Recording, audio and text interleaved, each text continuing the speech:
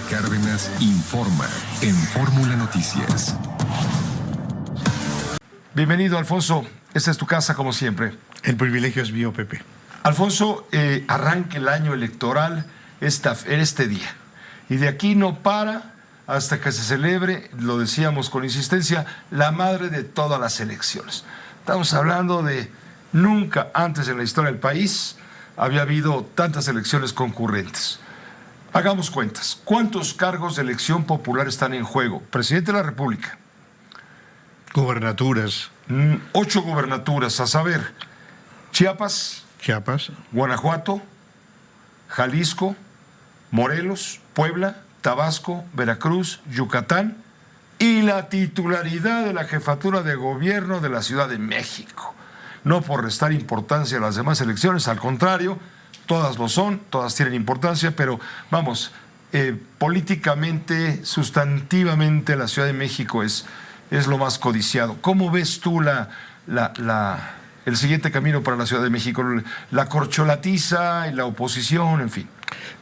Yo creo que no solo tiene una enorme importancia intrínseca la capital de la República, sino que además la tiene muy importante para Andrés Manuel López Obrador, porque ha sido de muy buena manera el núcleo de su poder, porque la jefatura de gobierno le permitió una proyección y convertirlo prácticamente en una plataforma para aspirar a la presidencia de la República. Mismo caso de Claudia Sheinbaum. Mismo caso de Claudia Sheinbaum. Y además yo diría que a nivel internacional no es inusual que el alcalde de la capital, digamos de Francia, después pueda optar por ser presidente de Francia. Entonces le da una visibilidad a quien esté al mando impresionante, como no se la da a ninguno de los gobernadores de los estados. Y en las condiciones actuales, en donde la irrupción de Xóchitl Gálvez significó un cambio en el tablero político, que cambió la actitud del presidente de tranquilidad, de burla, respecto a que no había ningún desafío que le plantearan los 12 o 13 aspirantes, y que hoy sienta que la elección no la tiene en la mano.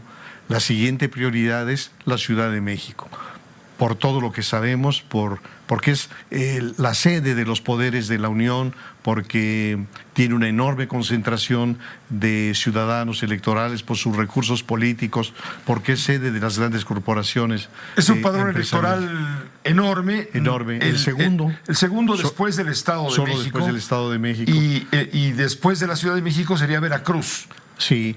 En ese punto de vista estratégico, demográfico, es clave en lo político. Y entonces lo que tiene Morena en este momento es una figura que es fundadora de Morena, que ha sido alcaldesa 2 veces en Iztapalapa, Clara Brugada, que bueno, ya anunció que deja la alcaldía para inscribirse en la disputa, contienda, sí, claro. En la contienda, pero está también el caso del secretario de Seguridad Pública, Omar García Harfuch, que tiene muchos asegúnes, sin lugar a dudas, y más desde la perspectiva del gran elector. ¿Por qué? Bueno, pues porque está en un área que es la de la seguridad pública. Es decir, no es el secretario de Desarrollo Económico, no es el secretario de Hacienda, sino está en la parte dura de la seguridad pública, y además estuvo de alguna manera, como casi todos los mandos policíacos en los sexenios anteriores, cercano a García Luna. Y bueno, como lo sabemos, hijo de Javier García Paniagua, su padre fue titular de la temible Dirección Federal de Seguridad, este organismo de inteligencia del Estado mexicano que tiene muchas historias, especialmente duras, sobre todo en la llamada Guerra Sucia en contra de la subversión. Y García Harfuch es también nieto del general García Barragán, que fue el secretario de la Defensa en el 68 con Gustavo Díaz Ordaz. Entonces yo creo que hay elementos por los cuales el presidente no había querido en los meses anteriores que se considerara de alguna forma la aspiración de García Harfuch, pero están modificándolo en los últimos días.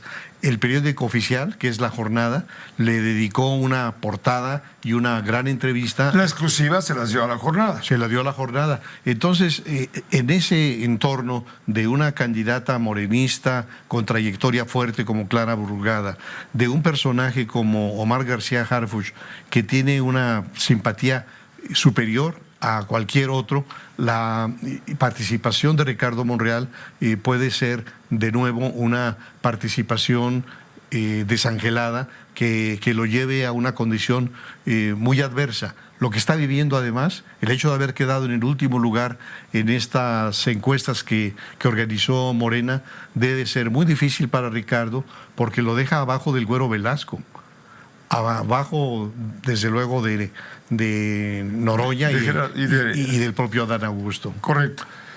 ¿Tú no le ves posibilidades entonces, políticamente hablando, a Ricardo Monreal para aspirar con una competencia en buenas condiciones para tratar de gobernar la Ciudad de México? Además, no hay que olvidar, no hay que dejar de considerar las posibilidades de los aspirantes del Frente Amplio por México o el Frente de Oposición, si es que lo va a haber para la Ciudad de México también. Así es, y que bueno, las elecciones intermedias partieron prácticamente a la ciudad. Entonces, una parte opositora tiene el control de las alcaldías y la otra parte, el oriente de Morena. Entonces, es un fruto muy codiciado, pero digamos que va a reclamar un ejercicio enorme de inteligencia política y de recursos, pues para lograr que junto con la Presidencia de la República, Morena pueda quedarse con la Ciudad de México. De lo que pasó ayer, un rápido vistazo. Sí. ¿Cómo queda Ebrard? ¿Cuál es el reto de Sheinbaum? ¿Qué hará Marcelo? Brevemente. Bueno, lo primero que diría es que Marcelo Ebrard es un hombre de grandes talentos, es un político profesional, inteligente, culto y de resultados. Que si la decisión del gran elector, porque yo creo que nadie se engaña de que en realidad hubo un gran elector, que fue el presidente de la República, si la decisión del gran elector hubiera sido a partir de trayectoria y de merecimientos, habría sido Marcelo. Pero sabemos que son otros los factores, que además de lo de siempre, que es quién te garantiza la continuidad del proyecto, la protección a tu vida y a tus intereses, la lealtad, el presidente consideraba sencillez, honestidad, devoción al pueblo, y al final de cuentas la que estaba en su corazón era Claudia. De tal manera que Marcelo queda en segundo lugar. Hace un pataleo. Desde los tiempos del PRI se hablaba de que el perdedor tenía el derecho del pataleo, pero no tiene una alternativa, o si la tiene, amerita una reflexión. ¿Cuáles son los dos caminos que se le abren a Marcelo? El primer camino, si es que hay realmente una ruptura con enojo, sería acercarse al Frente Amplio por México. Es decir, esa sería la manera de hacerle daño a Morena. La otra, que es negociar con Movimiento Ciudadano una candidatura, sería representar un juego perverso en el cual Dante y él estarían simulando una candidatura que en el fondo lo que pretendería sería desgajar o quitarle apoyo al Frente Amplio por México. Xochitl Gálvez. Así es. Vamos a verlo en el lunes, finalmente cuál es la decisión que tomó, pero me parece que desde el principio de este proceso, hace más de 2 años, quedó claro para quien quisiera verlo que el presidente tenía una candidata, que apoyó esa candidata de todas las maneras y que de todas las maneras nos dijo es Xochitl. Y la clase política morenista decodificó adecuadamente y lanzó la cargada de gobernadores, de legisladores, de moneros, etcétera. Entonces, me parece que cuando Marcelo en las últimas semanas se queja de irregularidades, pues debió haberlo hecho 2 años atrás y no debió haber participado en el juego. Entonces, a mí me tuvo sus oportunidades de marcar las diferencias, las discordancias, la simetría. Pero siempre lo vimos sumido. Sí. Sumido a la disposición del Gran elector. Del gran elector de Palacio. ¿Y por qué, Pepe? Porque algunos se preguntarían, ¿por qué si desde un principio no tenía posibilidades, jugó Marcelo? Mi hipótesis es... La ingenuidad no cabe. No cabe así, no hay ingenuidad y menos en Marcelo. No, hombre. Entonces yo más bien lo que creo es que el conocedor de la historia debe haber recordado varios episodios, mencionaría solamente dos. Uno en el periodo de Miguel Alemán, en donde alguien que pudo haber sido su relevo y que era el secretario de Gobernación, Héctor Pérez Martínez, muere en el tercer año de gobierno en un avionazo. Y ese avionazo le permite al gobernador de Veracruz, Ruiz Cortines, ocupar gobernación y desde ahí construir su aspiración a la presidencia de la República. El otro es el asesinato de Luis Donaldo Colosio. El asesinato de Colosio de repente le abre una posibilidad a un tecnócrata gris como Ernesto Zedillo y se convierte en el candidato y en el presidente.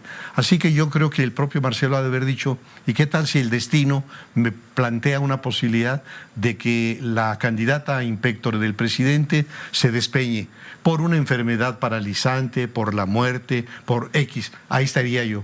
Y el momento en que se da cuenta de que eso ya no ocurrió y que la candidata es Claudia, en ese momento se abre su posibilidad de, ¿y ahora a dónde me voy? No hay forma de retenerlo en Morena, creo yo. ¿Por qué? Porque ya no tiene ningún incentivo para quedarse. Es decir, si se quedara, no va a ser ya el coordinador del Senado. Imagínate que Claudia aceptara que su coordinador fuera un hombre como Marcelo Ebrard, que le jugaría las contras, o que fuera integrante del gabinete. Claro que no. Entonces, ¿qué le queda a Marcelo sino buscar otras opciones fuera de Morena? Y a lo mejor fuera del país, ¿eh? Claro, bueno, esa sería la otra. Un exilio dorado en París, imagínate. Nuevamente. Nuevamente. Muchas gracias. Gracias, Alfonso, como siempre. Es un gusto tenerte los jueves. Muchas gracias. Y cuando quieras.